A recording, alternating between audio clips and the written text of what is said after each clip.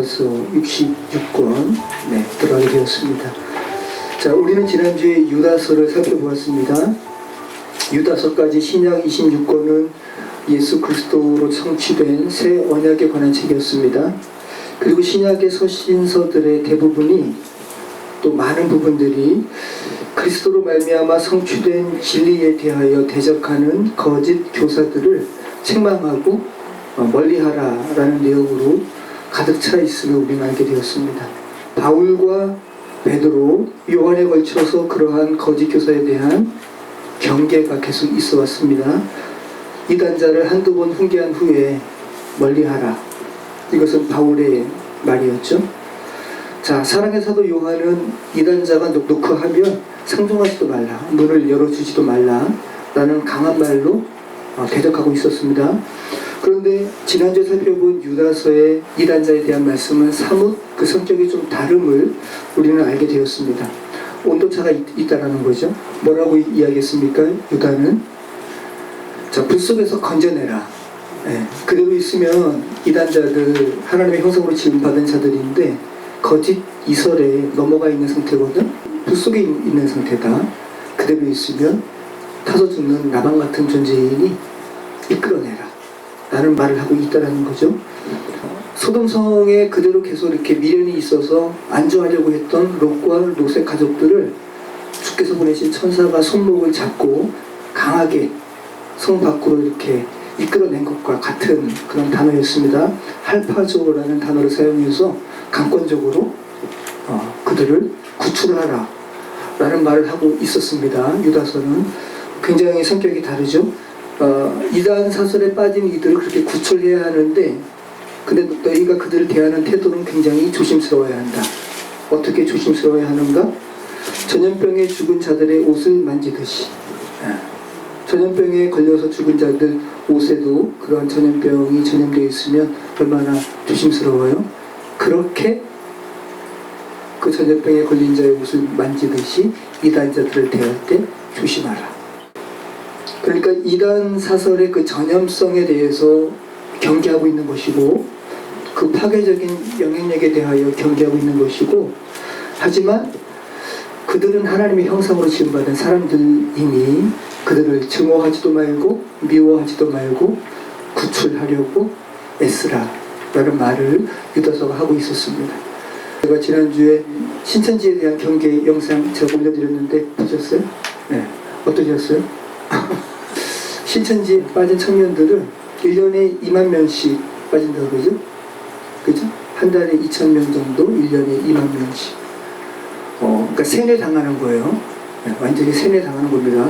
얼마나 안타깝습니까? 그죠? 거짓 이설에 속은 거니까 그들은 빼내야죠.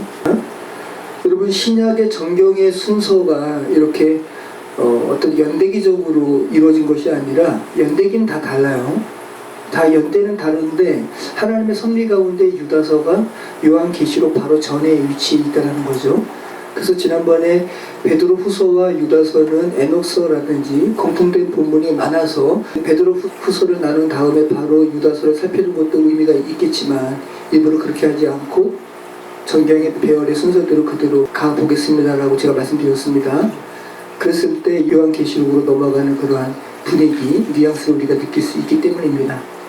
자, 그러면 유다서에서 이단자에 대한 아주 철저한 경계를 했던 바울, 베드로, 요한과는 다르게 그들을 구출하려고 너희 애쓰라라는 말을 유다서에서 하고 있고 바로 요한계시록으로 넘어가고 있다는 것은, 요한계시록은 완전한 악의 멸망, 그죠? 그리고 새하늘과 새 땅으로 특징 지어지는 구원받은 백성의 최종적인 그러한 상태의 구분에 대해서 말하고 있는 책이 요한계시록인데, 그럼 유다서를 통해서 거짓 이설에 그대로 있는 자들은 이제 소망이 없단 말이죠. 요한계시록까지 가게 되면. 그러니까 우리가 그런 느낌을 좀 볼 수 있는 거죠. 마지막으로 너희 이제 최종적인 마지막 기회다. 그대로 이단 사설에 있지 말고 나오라 라는 그러한 마지막 배려의 부분을 우리는 유다서를 통해서 느낄 수 있는 거죠. 하나님의 섭리 가운데 유다서가 그렇게 요한계시록 바로 전에 위치해 있습니다. 그래서 정경의 순서대로 읽게 되면 그냥 다독이 아니라 정독하게 되면 이런 느낌을 우리가 받으면서 요한계시록으로 갈 수 있다는 거죠. 결국 너희의 이단사설에 빠진 너희들의 결국은 이러하니 각성하고 돌아오라 라는 긍휼 어린 최종 선포의 말씀이 유다서라는 것입니다. 자, 오늘은 요한계시록에 대한 개관의 말씀을 잠시 나누도록 하겠습니다. 요한계시록은 사랑의 사도 요한이 도미티아의 로마 황제 바케시의 반모섬에 끌려가게 됩니다. 그 반모섬에서 하나님의 계시를 보게 되고요. 에베소로 다시 돌아오게 되고 반모섬에서 봤던 계시에 대해서 환상에 대해서 AD 한 95년경이나 96년경에 쓴 것으로 여겨집니다. 도미티아누스 황제는 좀 특별했는데 자신을 신이라고 하나님이라고 고백하게 했어요. 그러니까 그리스도인 입장에서는 그 고백, 그 강요를 수용하기는 쉽지 않은 거죠. 그죠? 그리스도인에게는 하나님이 누구밖에 없는데, 네? 하나님 아버지밖에 없는데 도미티안이라는 황제가 자기를 하나님이라고 고백하게 하라고 하니까 그 명령을 받을 수 없는 거죠. 그래서 극심한 순교를 당합니다. 극심한 박해를 당합니다. 굶주린 맹수와 결투하게 합니다.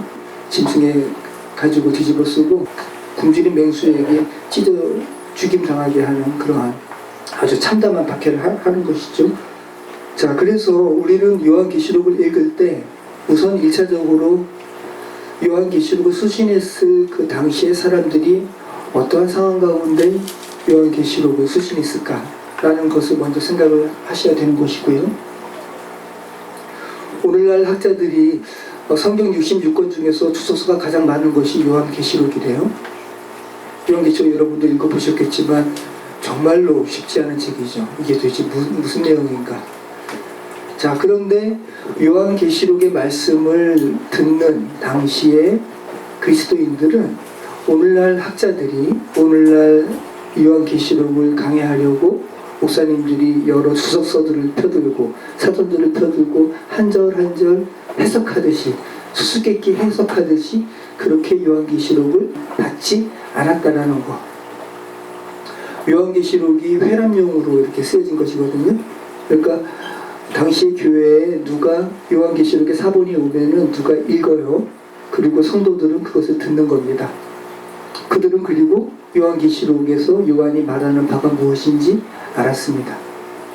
그러니까 오늘날 사이비 이단에서 요한계시록이 자기한테 풀렸다. 그죠?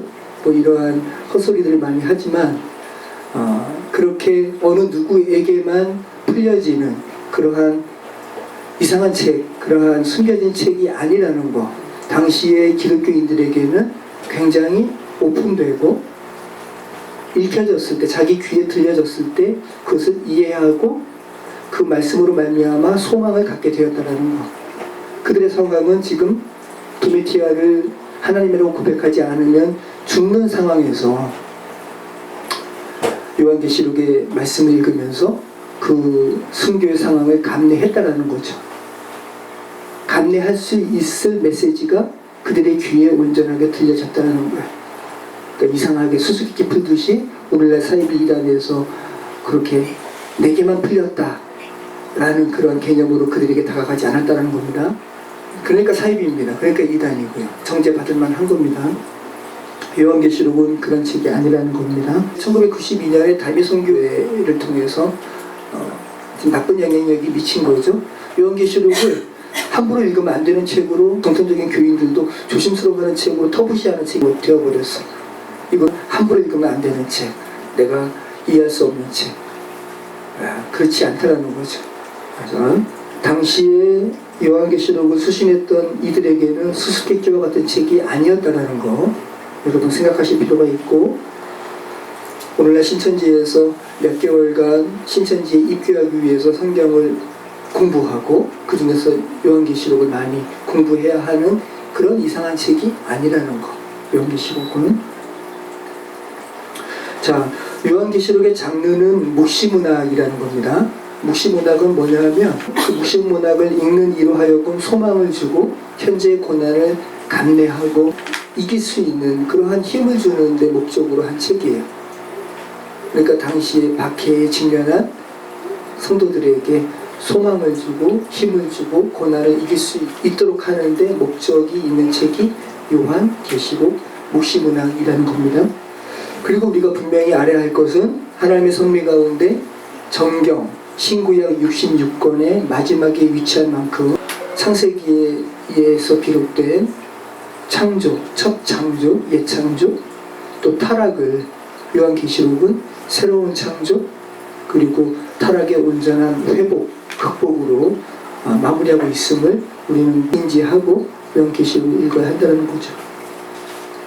그러니까 성경 66권은 온전하게 저와 여러분의 죄 문제에 대한 해결을 제시하는 책이라는 걸 성경 66권의 정경화로 말미암아. 자, 요한계시록은 요한이 천사를 통해서 하나님께서 또 성부, 성자, 성령께서 보여주신 환상을 요한이 환상으로 봤어요. 그죠? 근데 만약에 요한이 오늘날의 모든 멀티미디어를 다 활용할 수 있는 상태의 요한이었다면 단순히 자기가 본 환상을 글로만 기록하진 않았을 거예요. 그죠? 자기가 본 거랑 똑같진 않지만 그것을 읽는 이로 하여금 이해할 수 있을 만한 영상을 자기가 편집할 수 있다면 영상도 가미했을 것이고, 그죠? 음향도 가미했을 것이고. 그런데 요한은 그럴 수가 없었습니다. 당시 시대는 철저하게 글로써 자기가 본 시각적인 것을 글로써 표현할 수밖에 없었습니다. 하지만 그것을 읽는 또 그것을 듣는 당시의 성도들은 요한이 봤던, 요한이 경험했던 그 환상의 메시지를 정확히 이해했다는 거죠. 그것이 중요합니다. 그래서 우리는 앞으로 이제 제가 다음 주부터 같이 나눌 텐데요. 요한계시록을 읽을 때 당시의 사람들은 저와 여러분과 다릅니다. 당시의 사람들은 당시의 문학, 묵시 문학이라든지 또 유대 히브리적 그들의 사고를 좀 같이 찾아가면서 요한계시록 읽는다면 더 1세기 성도들과 보다 더 가깝게 또 요한계시록을 이해할 수 있게 되겠죠. 자, 요한계시록이라고 할 때 이 계시라는 말은 예수 그리스도의 계시라. 근데 우리가 참 분명히 해야 할 것은 요한계시록이라는 말은 엄밀히 말하면 잘못된 겁니다. 그죠? 누구의 계시예요? 예수님의 계시예요. 하나님의 계시. 요한이 중간 전달자가 되어서 요한이 본 환상을 전해준 것 뿐이지 이 계시는 예수 그리스도의 계시입니다. 그죠? 아포칼립시스란 말이에요. 아포칼립시스란 말은 뭐냐 하면 드러내다, 벗기다라는 의미가 있습니다. 보자기가, 그죠? 스마트폰 위에 보자기가 이렇게 덮여 있다면 보자기로 인해서 스마트폰의 내용을 모르잖아요. 근데 보자기를 벗기게 되면 스마트폰이 드러나겠죠. 이게 바로 계시예요. 아포칼립시스. 가려진 것을 여는 겁니다. 자, 우리가 연극을 볼 때 1막, 2막 이렇게 하죠. 그죠? 연극 보면은 우리 어린아이들 제로잔치 할 때도 1막 이렇게 막을 이렇게 치잖아요. 막이 열리면 그 1막 혹은 2막 가운데 연출되어질 내용들이 비로소 막이 열리면서 우리는 알게 되죠. 막이 닫혀 있으면 무슨 내용인지 모르잖아요. 그런데 요한 계시록 할 때 이 계시는 그것이 바로 열려졌다라는 거죠. 자, 그래서 요한계시록은 마치 이 같은 연극을 보듯이 총 8개의 막으로 이루어져 있습니다. 그리고 각각의 막에는 7이라는 수를 통해서 7은 완전수잖아요. 죄와 죄의 온전한 극복이라는 하나님의 마음을 온전히 계시합니다. 8개의 막이고 각각의 막마다 7개의 그런 수를 통해서 하나님의 마음을 계시한다는 거 여러분 기억하시기 바랍니다. 여러분 어떤 영화를 볼 때, 그죠? 요즘에는 SNS가 발달돼가지고 영화를 먼저 본 사람들이 후기를 적잖아요. 후기를 적을 때 어떤 사람이 막 댓글로 뭐라 그러죠. 더 이상 쓰지 마세요. 그죠? 그걸 뭐라 그래요? 미리 어떠한 영화 시나리오의 내용을 미리 쓰는 것을 뭐라 그래요? 스포일러라 그러죠. 네. 이거 내가 더 이상 쓰지 않겠습니다. 이것이 영화에 대한 스포일러일 수 있기 때문에. 이해되시죠?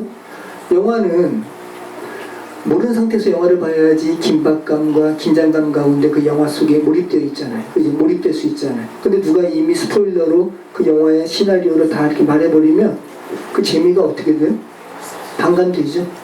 그죠? 그래서 이 스포일러라는 말이 손상시키다, 망치다라는 의미가 있습니다. 그러니까 영화 입장에서는 그 스포일러가 공개되어 버리면 영화가 망쳐지는 거예요. 관객 입장에서는.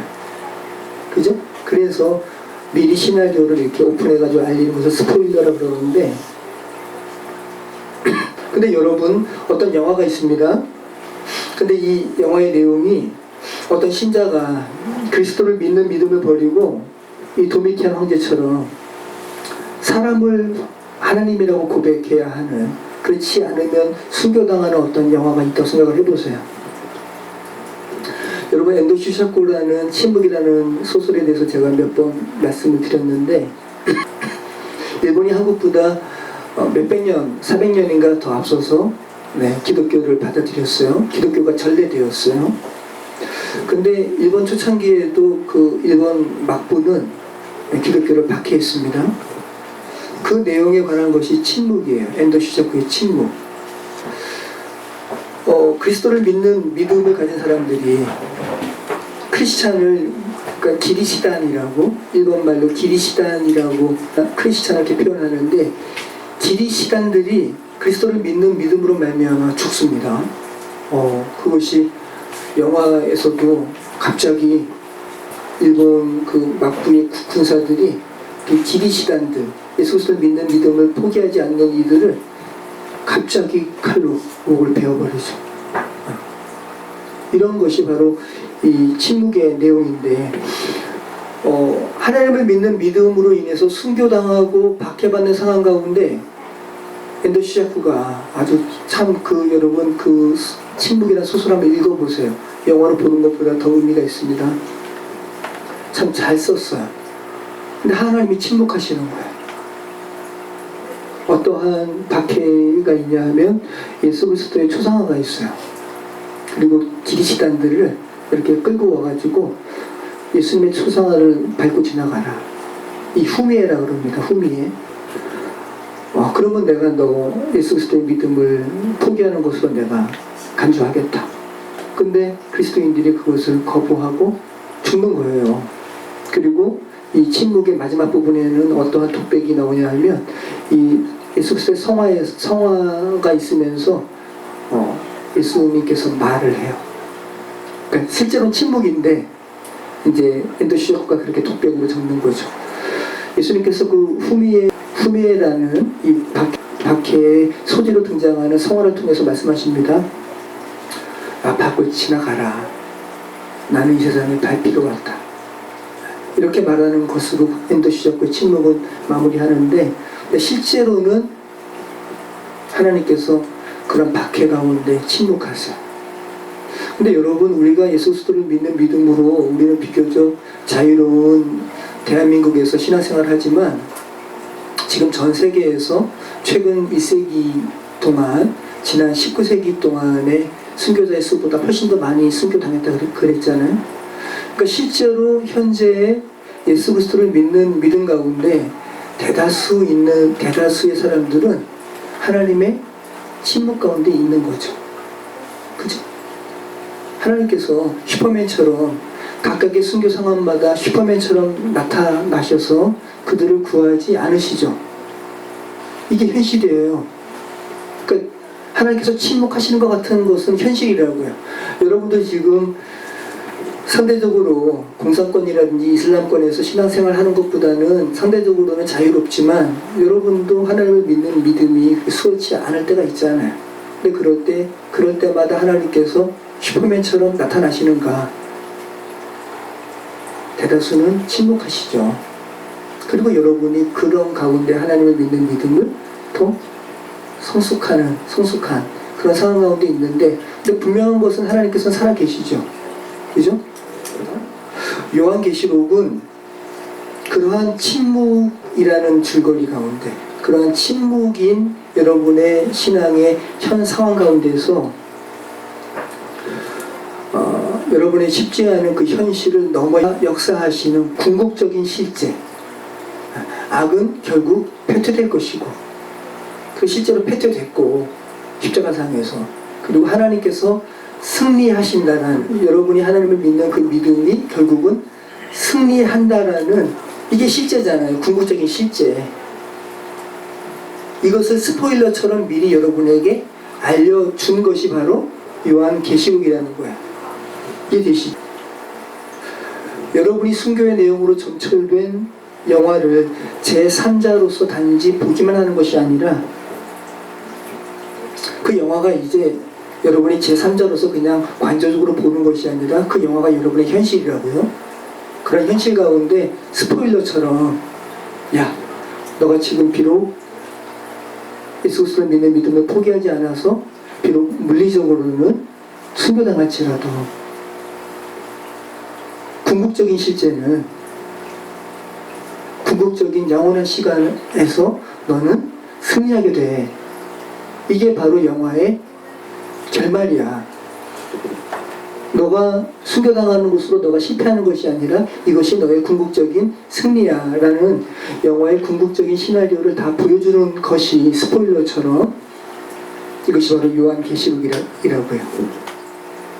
육신의 죽음이 끝이 아니라는 것과 여러분이 그토록 손살에 치고 고개를 젓던 악이 결국은 패퇴되고 멸절된다는 것. 그리고 여러분이 이 세상을 살아가시면서 그토록 많은 눈물을 흘렸던 그 애통과 그런 슬픔이 다시 있지 않을 것이라는 것. 이것이 바로 요한계시록이 스포일러처럼 여러분에게 알려주고 있는 내용이라는 겁니다. 하나님과 영원히 사는 새하늘과 새 땅에서 살아가는 현실이 지금 여러분 앞에 닥친 이 순교적인 상황, 이 박해 상황이 잠깐 이제 끝날 것이고, 그런 하나님과 함께 살아가는 새하늘과 새 땅에서의 삶이 영원히 지속될 거야. 이것이 저와 여러분, 또 당시의 도미티안 시대의 박해 때 그들에게 주어진 아포칼리십스, 요한계시록이라는 거죠. 그러면 그죠? 아까 드린 말씀처럼 그들은 그 말씀을 듣고 어떻게 했다고요? 용기를 얻었다고요. 기꺼이 순교, 감내했다고요. 그리고 요한계시록 말씀을 보면은 예수님에 대해서 서두부터 이야기하면서 뭐라 그러냐면, 예수님께서 육체적으로 죽임을 당하신 분이라는 것을 강조해요. 그리고 성도들도 똑같이 예수님과 같은 그러한 죽음을 극복하는, 죽음의 순교를 감당하는 것으로 승리하는 모습을 그려주고 있는 것이 요한계시록이에요. 자, 한번 예언서와 묵시문학의 차이점에 대해서 잠시 이야기를 좀 나누는 것이 좋을 것 같습니다. 묵시문학과 예언서, 예레미야서, 그저 이사야서와 같은 예언서와 묵시문학의 차이점은 뭘까요? 다니엘서는 묵시문학이라고 그랬죠. 예언서를 넘어서 묵시문학인데, 자, 묵시문학이 보다 더 근원적입니다. 보다 더 우주적이에요. 악의 완전한 멸절을 이야기하니까, 그리고 하나님의 궁극적인 승리를 이야기하니까. 근데 예언서는 뭐냐면 삶의 부조리에 대해서 하나님의 경고의 말씀을 듣고 삶의 부조리를 철폐하고, 그죠? 깨끗게 되는 사회 개혁적이라는, 그러니까 보다 범주가 큰 게 뭐예요? 묵시문학이에요. 그죠? 자, 그래서 예언서가 교훈을 위한 비극적인 미래, 너희는 이렇게 될 거다, 망할 거다, 예루살렘 망할 거다 라는 경고를 함으로써 보다 더 나은 삶의 방향성에 초점을 둔 책이라면, 묵시문학은 궁극적으로 악은 멸망당할 거야 라는 궁극적인 소망을 주는 책이 묵시문학이라는 거죠. 궁극적인 소망을 주는데 목적이 있는 것이 묵시문학이라는 겁니다. 자, 예언서는 하나님의 말씀을 듣고 선포한다면, 그죠? 하나님의 말씀을 듣고, 예레미야야, 내가 내 입에 이 말을 붙였다, 너는 선포하라, 그죠? 근데 묵시문학은 하나님의 계시를 보고 말을 하는 데 차이가 있죠. 그래서 묵시문학은 표현됨에 있어서 상징적일 수밖에 없습니다. 그리고 예언서가 내적이고 정신적이라면, 예언서가 하나님께서 말씀하시는 것을 마음속으로 듣고 굉장히 정신적, 의식적이라면, 묵시문학은 굉장히 초월적이죠. 네, 외적이에요. 그 화자가 하나님의 환상을 보는 겁니다. 그죠? 네. 그리고 초아적인, 초자아적인, 모라적인, 그러니까 자아를 넘어서는 그런 초월적인 가운데 환상을 보는 것이 묵시문학과 예언서의 차이죠. 자, 계시록의 해석 방법이 있습니다. 계시록 쉽지 않은데 크게 사람들이 이것을 이렇게 어떻게 해석할까라고 생각을 하다 보니까 4가지 정도로 구분 지어질 수 있다는 거죠. 과거 해석법입니다. 요한계시록은 철저히 현재랑 관계없는, 미래랑 관계없는 요한계시록이 쓰여졌던 1세기 당시에 그때에만 적용되는 것을 목적으로 쓰여진 책이다. 이런 의식으로, 이러한 사고로 읽는 책, 그 해석법이 과거 해석법. 어때 보여요? 이렇게 읽으시면 안 되는 거죠. 그러면 뭐 성경이 저와 여러분에게 어떤 의미예요? 이건 아닌 것 같죠? 자, 그 다음에 전 역사 해석법이라는 것이 있는데, 본서에 기록된, 요한계시록에 기록된 예언을 그 1세기 때 초대교회 때부터 종말에 이르기까지 계속 전개되는 교회사로만 보는 관점입니다.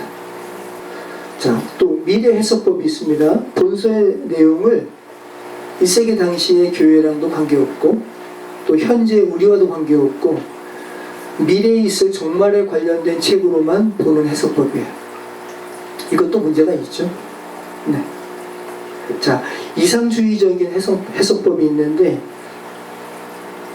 이 세상에서 선과 악은, 악과 하나님의 사람들은 계속 종말 때까지 계속 충돌할 건데, 중국에 가서는 선이 승리하게 될 것.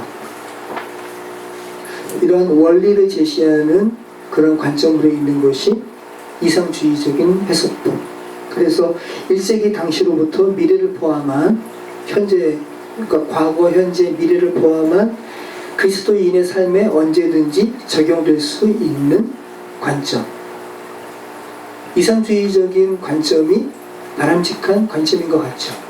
그죠? 자, 그래서 요한계시록에 분명한 주제가 있는데, 요한계시록은 뭐 여러 가지 상징도 있고 여러 가지 쉽지 않은 뭐 수도 나고 그러지만 분명한 주제가 있다는 거예요. 첫 번째 주제는 뭐냐 하면, 악은 반드시 폐지될 것이다. 그리고 예수 그리스도를 믿는 성도들에게 완벽한 온전한 승리가 반드시 도래할 것이다. 이 2가지 주제는 너무 분명한 것이죠. 그래서 이 2가지 주제의 초점을 여러분이 흐트러뜨리지 말고 계속 요한계시록을 읽으시면 무난하게 요한계시록을 읽을 수 있다는 거죠. 자, 요한계시록은 샌드위치 구조입니다. 샌드위치가 뭐예요? 똑같은 빵 껍데기가 위아래 있고 아래 알맹이가 있는 거 아니에요? 그 사이에. 요한계시록이 그렇다는 거죠. 서론과 결론의 내용이 같아요. 자, 어떤 내용입니까? 계시록 서론 1장 1절 같이 읽겠습니다. 예수 그리스도의 계시라, 이는 하나님이 그에게 주사 반드시 속히 일어날 일들을 그 종들에게 보이시려고 그의 천사를 그 종 요한에게 보내어 알게 하신 것이라. 이것이 요한계시록을 요한에게 하나님께서 계시를 보여주신 목적이죠. 그리고 요한이 그 목적 그대로 쓴 겁니다. 그죠? 자, 목적이 뭐라고요? 속히, 반드시 속히 일어날 일. 그럼 반드시 속히 일어날 일이 뭐예요? 악의 최종적인 멸절. 그죠?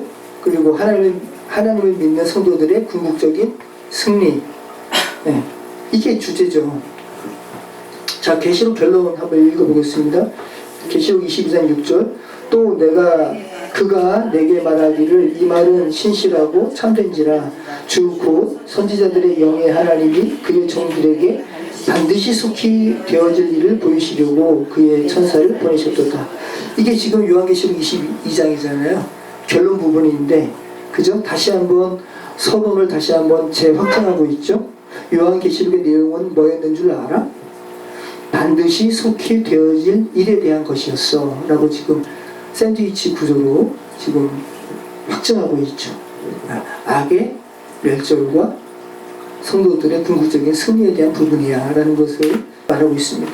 계시록 1장 3절, 이 예언의 말씀을 읽는 자와 듣는 자와 그 가운데 기록한 것을 지키는 자는 복이 있나니 때가 가까웁니다. 이 예언의 말씀은 요한계시록의 주제죠. 악의 멸절, 하나님의 성도의 승리, 하나님의 승리. 자, 요한계시록 22장 10절, 또 내게 말하되 이 두루마리의 예언의 말씀을 인봉하지 말라. 때가 가까웁니다. 자, 예언의 말씀을 인봉하지 말래요. 그죠? 인봉된 것을 예수님께서 떼시거든요. 자, 인봉된 것을 떼고 지금 우리에게는 이제 스포일러처럼 궁극적인 하나님의 그 악의 멸절과 궁극적인 승리에 대해서 우리는 알게 되었습니다. 이것이 인봉되면 안 되죠. 우리는 이제 이것을 계속 소망을 두고 우리는 살아가야 하니까. 근데 무슨 이단이라든지 정말 이렇게 못된 사람들은 이게 자기한테 풀렸다라고 그런 식으로 이렇게 헛소리를 하는 것은 정말로 악한 거예요. 인봉하지 말라는데 뭐 자기한테만 열리지. 그죠? 건전하게 성경을 읽으면 복음서랑 똑같아요. 다른 성경이랑 똑같습니다. 건전한 마음으로 성경 요한계시록 읽으면 이 명확한 주제에 대해서 우리는 알 수 있습니다. 아까 제가 요한계시록이 연극의 1막 2막처럼 막으로 이루어져 있다고 그랬잖아요. 잠시 한번 보도록 하겠습니다. 1막은 2장부터 3장까지의 내용인데요. 7교회에 대해서, 그래서 그리스도인들이 추구해야 할 본질에 대해서 나누고 있습니다. 초대교회 7교회는 초대교회에만 말하는 것이 아니라 오늘날에도 말하는 겁니다. 토기장의 교회에도 말하는 거예요. 자, 7교회가 어떤 교회죠? 에베소 교회, 서머나 교회, 버가모 교회, 두아디라 교회, 사대 교회, 빌라델피아 교회, 라오디게아 교회. 이렇게 7교회죠. 이 가운데 니골라당에 대한 책망도 있습니다. 이 니골라당이 영지주의예요. 예수 그리스도의 육체 오심을 부인하는, 육체는 무시하고 육체는 더럽게 보고 영만 고귀하게 보는 이런 영지주의에 대한 경고가 요한계시록에도 나온다고요. 니골라당. 자, 이막은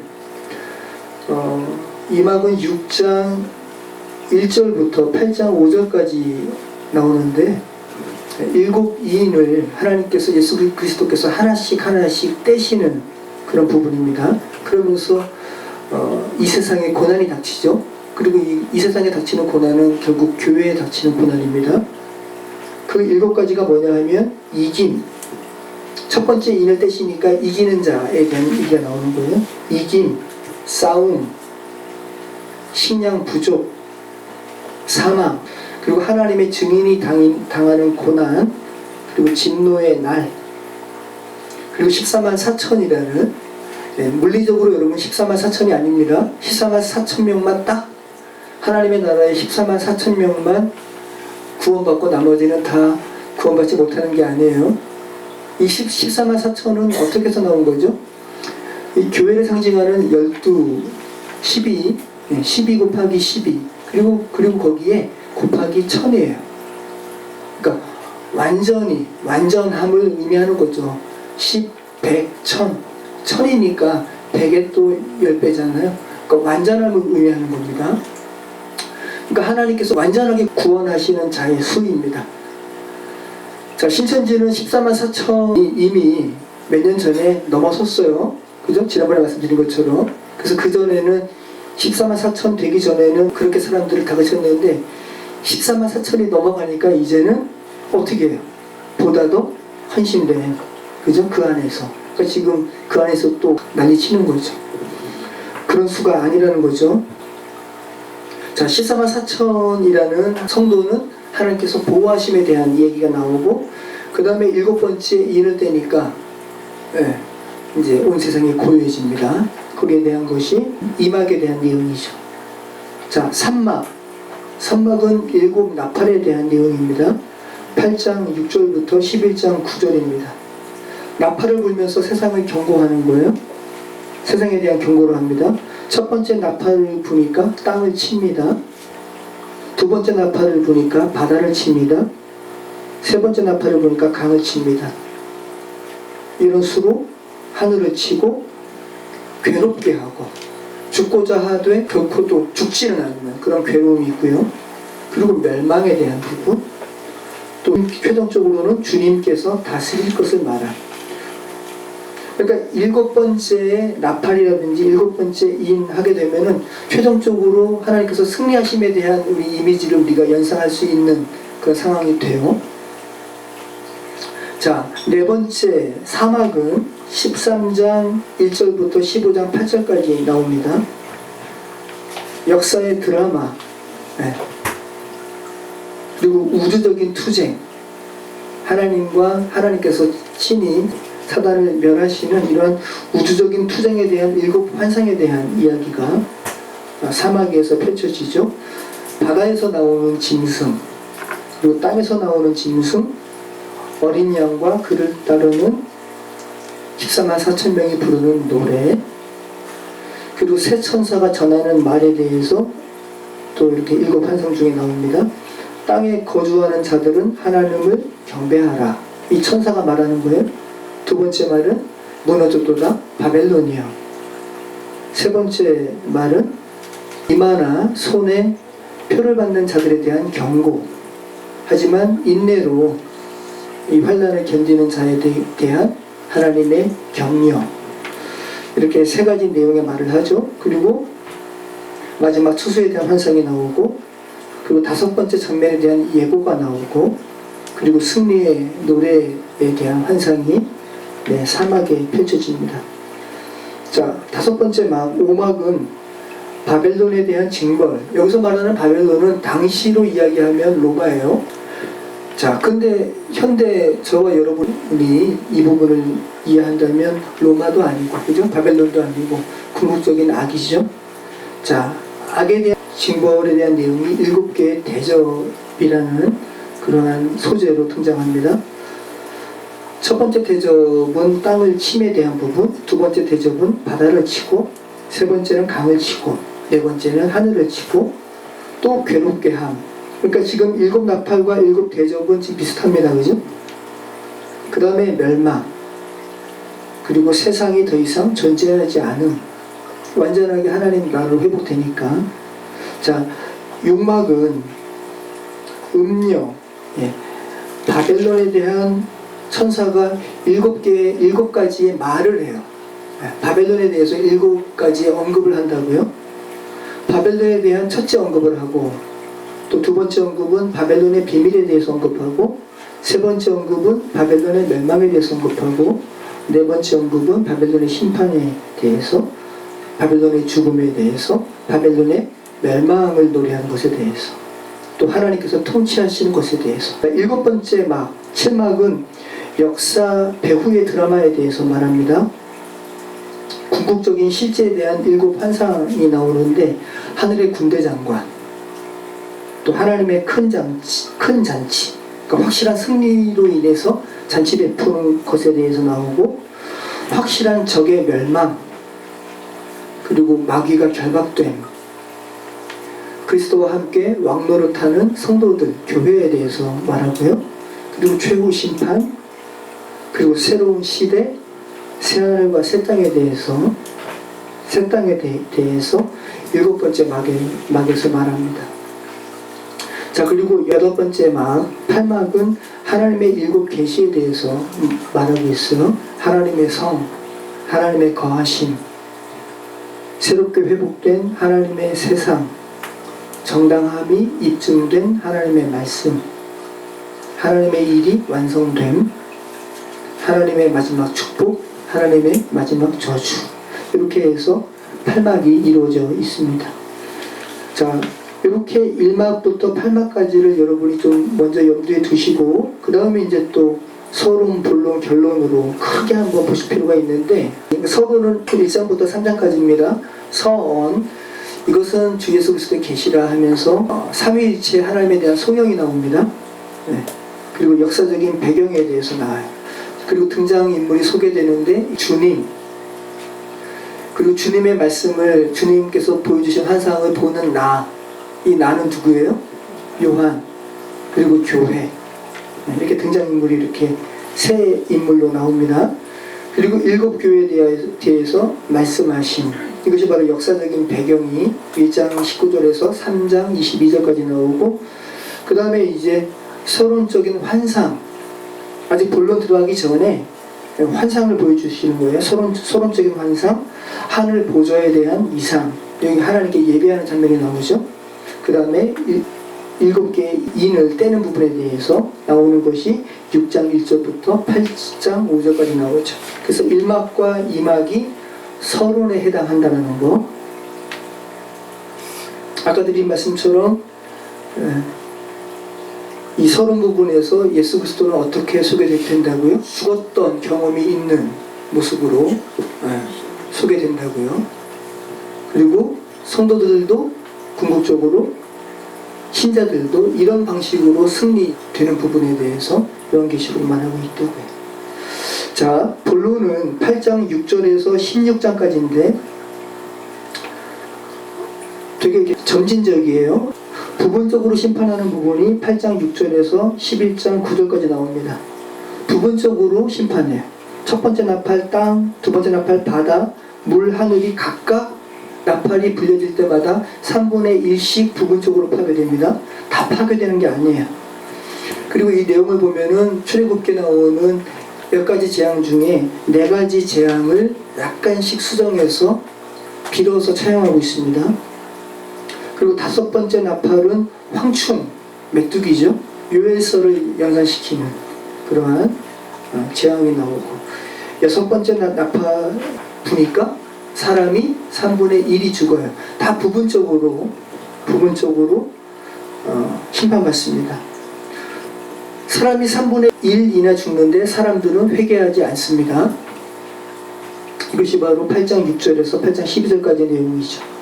그리고 하늘에서 천사들이 내려옵니다. 천사가 내려와서 바다와 땅을 밟아요. 자, 하늘에서 천사가 내려와서 바다와 땅을 밟는다는 것은 하늘과 땅과 바다가 모두 하나님께 속해 있다는 것을 말하는 거죠. 이러한 내용이 10장 1절로 11절까지 있고요. 그 다음에 두 증인에 대해서 나옵니다.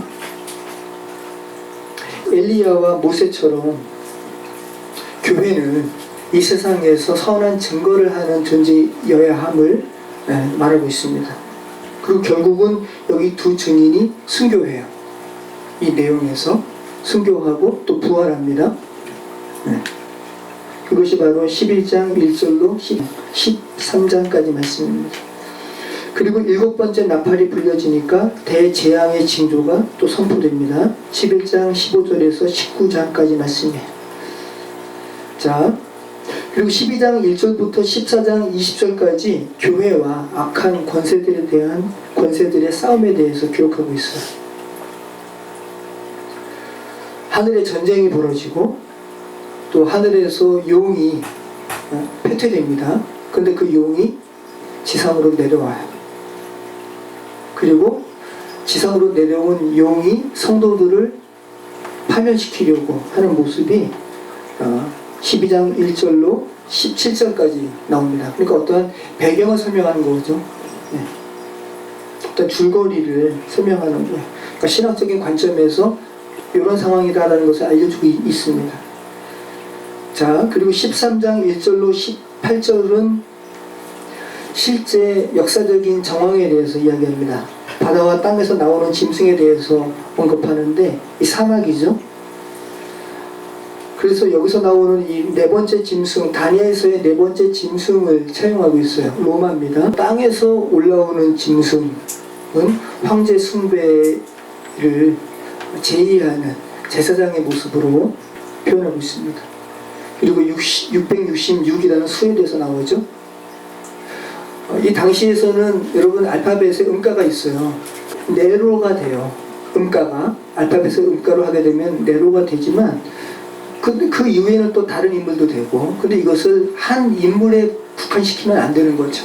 그래서 이 666이라는 의미는 그리스도를 반하는 반신앙적인 세력의 총체를 상징하는 정도로 여러분이 이해하셔야지, 어떠한 인물에 고정해서 포커스를 맞추게 되면 굉장히 이상해지는, 그렇게 읽으시면 안 되고, 시대마다 다르죠.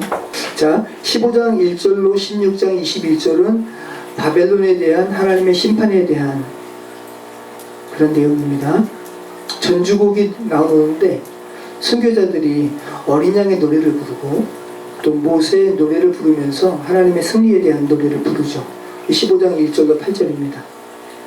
자, 그리고 바벨론이 이제 심판됩니다. 자, 이건 궁극적인 바벨론에 대한 하나님의 심판이기 때문에 부분적이지 않아요. 그래서 3분의 1이라는 수식어가 여기는 없어요. 그리고 동태복수를 느낄 수 있는, 그러니까 동태복수라는 건 뭐냐 하면 이에는 이, 눈에는 눈, 그러니까 악에 대한 하나님의 철저한 그러한 멸망을 느낄 수 있는 그런 묘사가 여기 나오죠.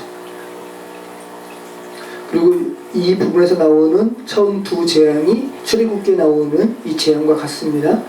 악성 종기, 그리고 바다가 피가 되는 그런 내용이 16장 1절로 21절까지 있습니다. 이 오막이죠. 자, 그리고 결론이 17장부터 22장까지가 결론입니다. 이 결론은 뭐겠습니까? 바벨론이 완전히 멸망하는 거죠. 그래서 참 특별한 것이 화로다 하면서 세 번의 화가 선포됩니다. 선언됩니다. 18장 10절과 16절과 19절. 그 다음에 세 번의 할렐루야가 또 외쳐집니다. 19장 1절로 또 19장 3절, 19장 6절. 여러분이 한번 살펴보세요. 흥미롭습니다. 자, 그리고 마지막 전투에 대해서 언급이 됩니다. 19장 11절로 20장 15절. 그리스도께서 짐승,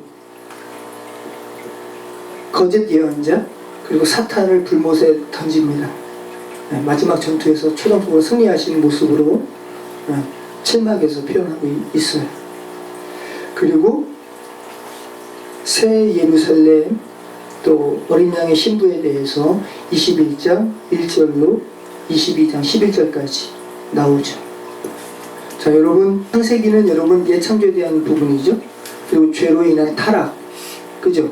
인간이 에덴 동산에서 쫓겨나죠. 추방된다고요.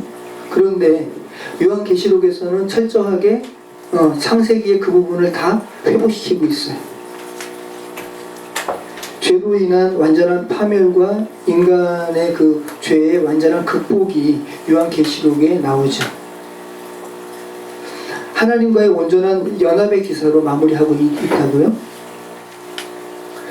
죄가 완전히 극복되었습니다. 그래서 하나님과의 가림막이 존재하지 않습니다. 예루살렘 성에 갔더니 성전이 보이지 않는다 그래요. 왜? 어린 양 예수 그리스도 자체가 성전이기 때문에 그렇게 표현하고 있죠. 자, 감정적으로 또 영적 연합뿐만 아니라 물질 세계를 포함한 주님의 이 창조 전 영역에서 죄의 영향력이 완전히 사라졌기 때문에 더 이상 사망이나 애통이나 곡하는 것이나 아픈 것이 더 이상 없다고 이야기합니다. 양재동 성도님 이렇게 뇌경색으로 쓰러지시는 모습을 보면서, 그죠? 하나님의 나라는, 완전히 회복된 나라는 그런 아픔이 당연히 없죠. 감정적인 죄 결핍이 극복되는 것 외에 육체적으로도 온전하게 회복되는 나라가 하나님께서 통치하시는 나라죠. 새하늘과 새 땅에서는 모든 얼룩이 사라집니다. 다 깨끗합니다. 그리고 모든 아픔이 치유된 자신을 보게 됩니다. 그리고 하나님께서 친히 비치시기 때문에 해와 달이 필요 없습니다. 하나님, 빛 대신 하나님만 계시니까 어둠 자체도 온전히 사라진 것입니다. 그리고 요한이 또 표현하죠. 하나님과 어린 양의 보좌로부터 생수가 끊이지 않고 흘러나옵니다. 그죠? 자, 이 부분은 에스겔서를 차용하고 있죠. 자, 요한은 요한계시록을 통해서 여러분에게, 저와 여러분에게 말하고 있습니다. 우리는 요한계시록을 들었던 초대교회 당시의 사람들처럼 요한계시록을 읽으면서 생각할 수 있고 살 수 있습니다. 지금 요한계시록에서 저 여러분에게 끌고 가는 부분이 바로 그 부분이에요. 비록 우리는 죄와 죄로 인한 결과로 인해서 슬퍼할 수밖에 없는 우리의 삶을 살아갑니다. 그죠? 그런데 요한계시록을 통해서 사도 요한은 이야기합니다. 예수님은 저 여러분에게 이야기합니다. 비록 너희가 지금 그런 죄 가운데 살고 있어서 슬프고 힘들지만, 고통스럽지만 소망이 완전히 끊어진 사람처럼 살 필요는 없다. 이것이 전부가 아니니까, 궁극적인 실제를 지금 하나님께서 보여주시는 것이니까, 죄로 인한 결과에 슬퍼할 수밖에 없는 우리의 삶이지만 소망이 완전히 끊어진 사람처럼 그렇게 침륜에 빠지지는 말아라. 깊은 수렁에 빠져들지는 말아라. 너희가 그렇게 살아가면 너희가 나를 믿는 성도의 삶이니? 라고 이야기하는 거죠. 내가 스포일러 미리 보여줬잖아. 너희 궁극적으로 승리할 거야 라고 말씀하고 있다는 거죠. 요한을 통해 주님은 말씀하십니다. 지금 당하는 고난이 전부인 것처럼 그렇게 슬픔이 너희를 지배하지 못하게 하라. 너의 눈물 내가 닦아줄 것이다. 너희 싸움은 이미 내가 승리한 싸움이다. 고통과 고난이라는, 비록 지금 너희는 그러한 현실을 살아가지만 하나님께서 말씀하십니다. 그리스도인에게는 진정한 현실이, 지금 너희의 물리적인 현실 너머에 진정한 현실이 바로 있다. 이미 승리한, 예수님께서 이미 승리한 진정한 현실이 너희의 삶을 지배할 수 있기를 나는 원한다 라고 예수님께서 말씀하십니다. 스포일러처럼 미리 여러분에게 궁극적인 승리의 신화로 알려졌습니다. 승리하시는, 침륜에 빠지지 않는 저 여러분의 삶이 되시기를 축원합니다. 기도하겠습니다. 참 좋으신 하나님 감사합니다. 성경 66권의 마지막 요한계시록이 하나님의 정말 놀라우신 은혜와 또 섭리 가운데 우리에게 주어지고 또 읽혀졌음을 인해 감사드립니다. 성령 하나님, 현실에 매이지 않도록 도와주시고 진정한 현실, 이 현실 너머에 계신 예수 그리스도의 승리를 우리가 보게 하시고, 또 예수님과 또 예수님의 성도들이 어떻게 승리했는지 그 모습을 본을 따라 살아가는 우리의 인생 되게 하여 주시옵소서. 우리도 그 성도들과 함께 어린 양의 노래와 모세의 노래를 부르는 그런 대열에 참여할 수 있는 승리의 성도들 될 수 있도록 인도하여 주시옵소서. 우리를 위협하고 우리를 침륜 가운데 빠뜨리는 죄와 그 고난에 더 이상 포로된 삶을 살지 않도록 도와주시옵소서. 승리할 수 있도록 인도하여 주시옵소서. 예수 그리스도의 이름으로 기도합니다. 아멘.